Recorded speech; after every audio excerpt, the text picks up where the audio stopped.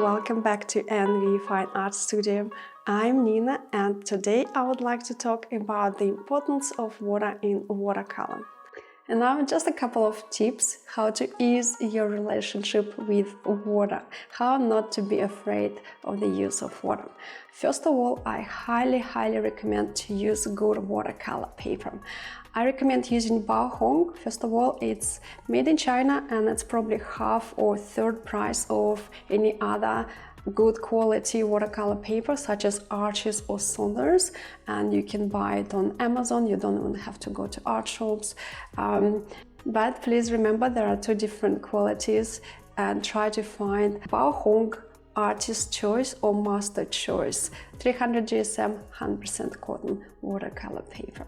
Personally, I think this is the best watercolor paper. It's better than Arches, it's better than Saunders, but this is probably for my techniques. I'm sure there are artists who prefer Arches or Saunders or any other beautiful 100% cotton watercolor paper, but in my personal opinion, Volk is absolutely great. It's thicker, the paper is a little stiffer, it doesn't buckle as much, it holds lots and lots of water, it stays wet for quite some time. Also, it has a very beautiful, not very patterned texture, so the pattern is quite organic and creates beautiful texture when you do dry brush or granulation. And it also comes in different sizes and different thicknesses. Then, when you have your beautiful paper in front of you, start with your first wash that has lots of water. You can't spoil the paint, no matter what you do, no matter where you put your colors or anything like that. If you start your first wash with lots and lots of water, first of all, it frees you. You add water to the paper, you add some color, you splash it all around, try to find some shapes and things that inspire you, add different colors. You don't even have to mix on palette, start mixing on paper, start with warm colors, add a little bit of red, then start adding blues. Try not to put them all in one area. Maybe move the paper around a little bit, see how it all blends. Then after that, do your second wash and third wash. Also, lots of practice with water. Don't always start your painting and think about, I'm gonna do my best painting ever, I put it on the wall, I'm gonna enjoy it every day. Start your painting process with completely open mind, blank paper, and start experimenting. I would probably even approach it as an exercise, not to paint, but to practice your skills. And when you practice, try to use different ratios of water and pigment. Don't just stick to your typical water to paint mixture, just a little bit of paint on your palette with just a little bit of water and paint in a very precise manner. Try to use lots of water, just splash it on paper, then add more paint to the mixture, add it wet on wet, add it wet on dry, see the effects, see what you're getting, how the paints mix, and see what kind of effects you get from that. Also try to pay attention to the timing, how quickly the paper dries when you do just one layer. Then if you do a wet on wet, couple of brush marks, see if it dries fast or slower. If you add another layer wet on wet, usually the more layers you put wet on wet, the longer it stays wet, the longer paper stays wet. So as long as you keep painting, as long as you keep adding watery mixtures to the area, it's gonna stay wet. So sometimes I start the painting and it stays wet for half an hour just because I don't stop painting, I don't stop adding layers on top of the layers. But if I did just one layer, very quick layer, for example, when you start painting skies and you do very quick blue wash or something like that, and if you leave it alone, it will be dry in 2 or 3 minutes. Brushes and brushwork. Try not to reserve yourself just to one brush. There are different brushes for different purposes, and they're not there just for the sake of being there. They're there for a reason, to make your life easier. I know some believe that you don't need many brushes and you can paint the whole painting with one single brush. I agree. Definitely you can paint the entire painting with one single brush, but using different brushes, first of all, it gives you freedom to experiment. It gives you an inspiration to experiment. Quite often I'll go to art shop, I'll see a brush and I just want to buy it. And when I bought it, I really want to go back to studio, quickly do a new painting. So it creates instant feeling that you want to use it, you want to paint with it. And not just paint, you want to experiment, you want to see what it does on the paper, what it does to washes. So try to use different brushes, try to see what kind of effects they get.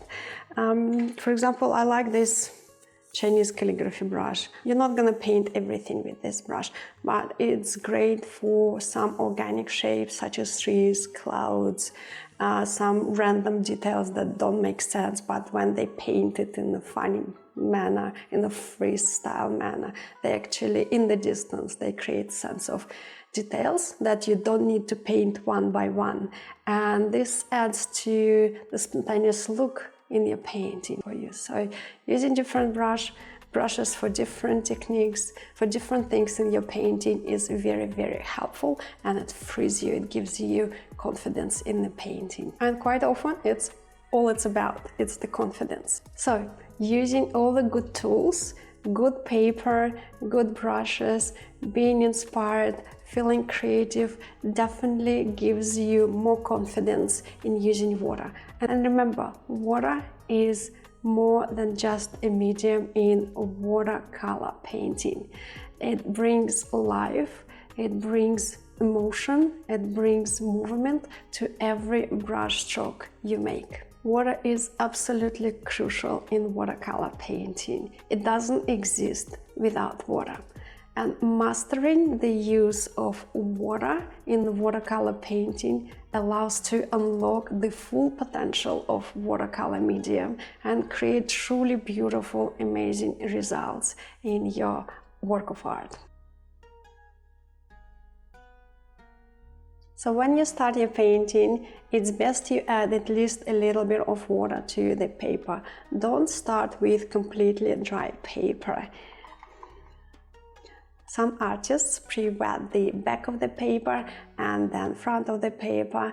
I prefer to leave the back side dry, completely dry, and I usually use spray bottle to spray the surface, but not too much, just a couple of sprays. Usually for this size of paper, I use either big bottle like that and do just 1 or 2 sprays, or small bottle like that and do a couple of sprays all around it. At this stage, the paper is not flooded with water, it's just a little damp.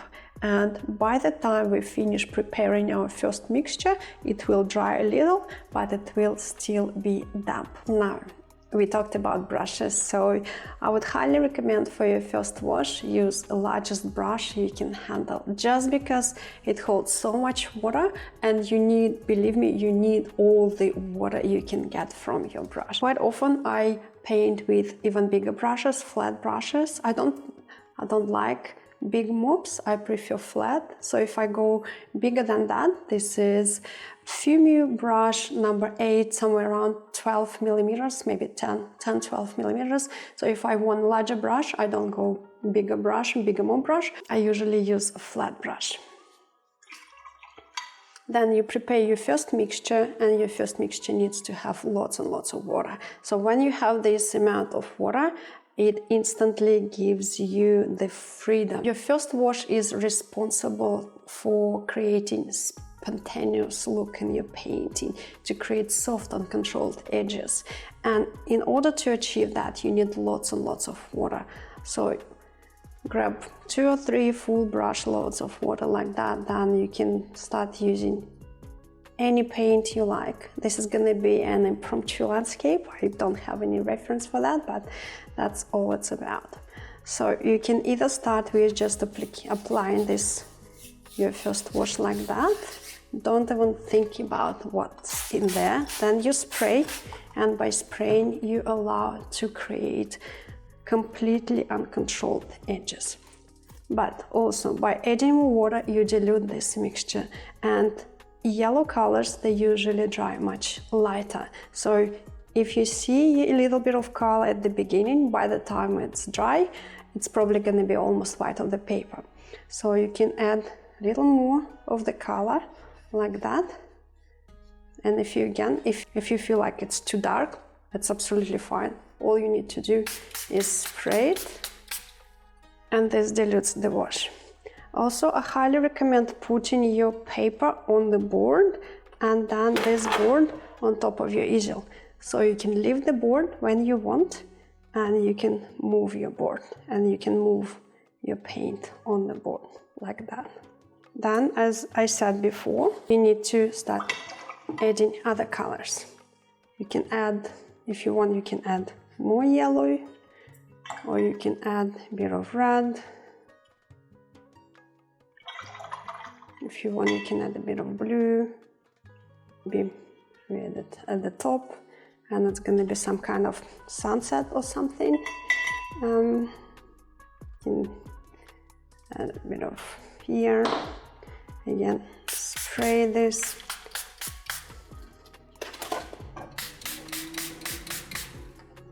See how it all moves on the paper.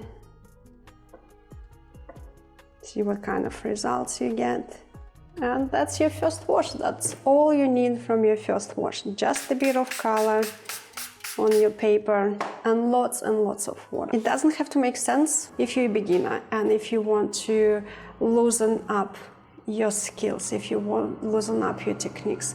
I would highly recommend not to aim to create something with your first wash. Try to be as free as possible. Try to achieve a bit of depth, so use different thickness in your first wash, like the wash that is very transparent, very light with lots and lots of water, and wash that is a little thicker, just to give this first impression of depth. Also try not to go too dark, because if you go darker with your first wash, it means you'll have to get even darker with your second. I don't really want to go into too much details why and things like that, but just remember your first wash needs to stay in lighter tonal values. Now, when your first wash is finished and dried, try to look at it and think about what it reminds you. In my instance, just because I use so much yellow and red and they're strong colors in comparison to blues and yellows at the top, I feel like it reminds me of sunset. So maybe I'll do a sky, stronger sky, maybe I'll add a couple more stronger, darker clouds and just a little bit of land at the bottom, and then we'll call this painting done. Because this is not a painting, this is not a full painting, this is exercise to loosen you up, to practice with usage of water and not being afraid of water. Now, just because again we talk about water, I'm going to pre-wet this area again and paint wet on wet, and this again will allow me to practice use of water, because we all can, the easiest thing you can do is to paint wet on dry. So let's add more water to the paper and let's add more clouds, darker clouds. And remember, this is our second wash. It means we need to start adding middle values, so our mixtures need to be thicker. I'm going to spray, I quite like this area, so I'm going to preserve this just because of the lightness and play of light. It feels like the top of the sky and this feels like the bottom of the sky. So I'm going to preserve this area. I don't really want to paint anything over here, so maybe I'll add a darker cloud over here. This looks quite good as well, but maybe a cloud that goes over here. So we're going to spray this area quite generously. There's quite a bit of water. If you can see that water shining, there's quite a bit of water. Don't worry too much about the colors that you use, because with any colors you can create tonal values, and the most important thing in your painting is tonal values, not the colors. The variation in temperature is important, so if you use colors, try to remember to vary the temperature. So for example, I used warm. Now I'm using cool. Now again, I'm trying to spray this to make sure that it's soft. Maybe just a little bit of clouds at the top. Like that. A couple of going across. I don't really like these sharp lines, because it's all about wet on wet today. Being creative with water. Like this, it can be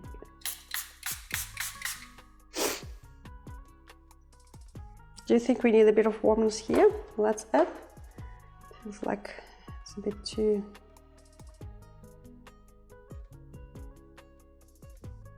cool. Yeah, that's better.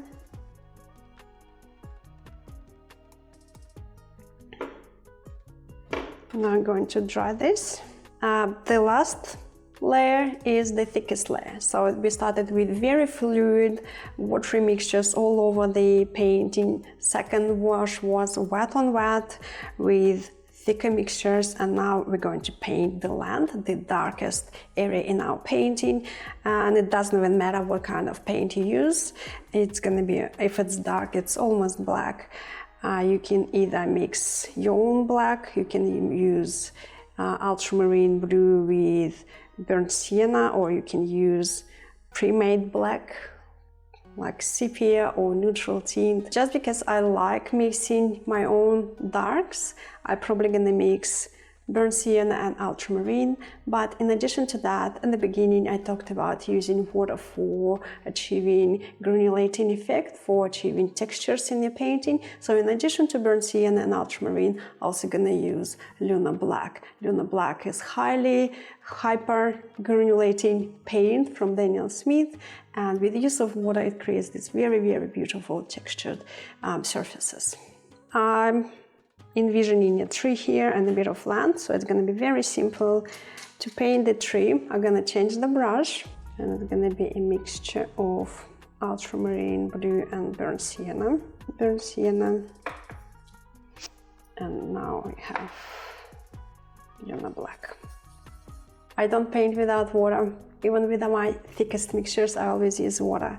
So I'm going to spray this area, destroy the brush, and with this brush I'm gonna add this tree like that.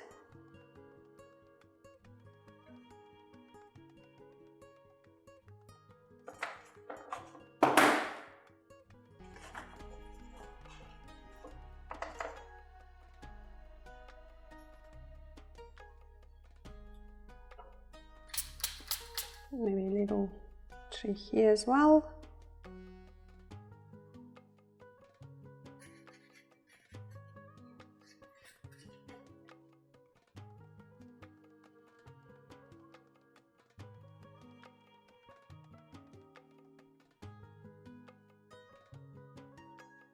One of my favorite brushes from Fumu needle brush. I'm gonna add a couple of branches to that tree.